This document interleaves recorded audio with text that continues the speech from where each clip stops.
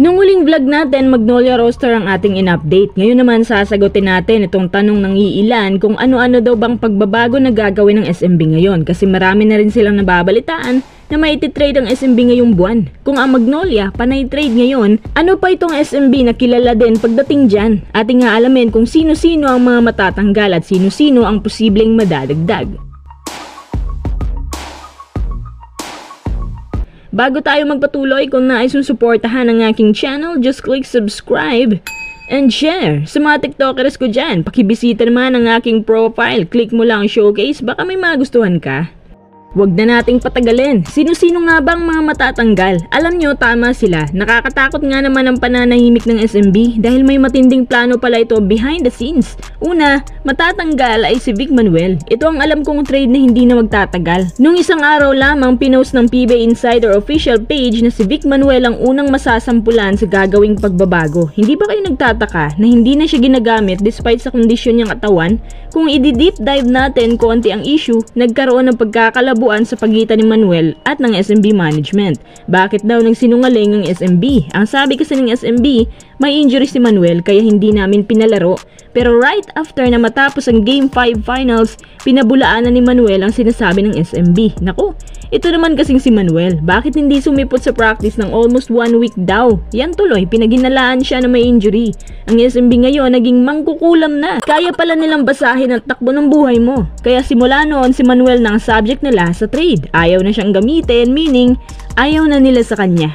Pangalawa po ay si Terrence Romeo. Magaling si Terrence, hindi katanggap-tanggap kung iti-trade siya. Pero kailangan, kasi magaling ka nga pero almost limited minutes ka na lang dahil alam mo, si Terrence pala ang player na may most injuries sa PBA history. Ganun siya kalala at dahil may nakitang ibang SMB na magaling din pero hindi injury prone kaya yun.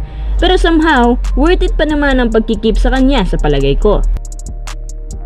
Pangatlo, si Kit Jimenez. Alam ko na hindi talaga magtatagal to, pero magandang dulot nito sa kanyang career para magkaroon siya ng kumpiyansa at mamaximize yung kanyang totoong potensyal. Pang-apat, si Jeronteng. Napaka-average player lang ho ni Jeronteng at hindi siya consistent kaya down to 6 points per game na lang ang kaya niyang maibigay sa SMB. Halata din kay Coach George Gallant na hindi siya masyado interesado sa kanya.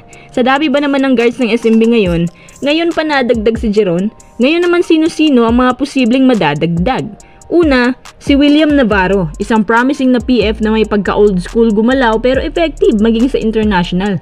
Kapag malusog, mataas ang kalidad. Most of the time, binabantayan ng management yan. At the same time, binibigyan ng limitasyon baka maulit na naman yung ACL niya last year.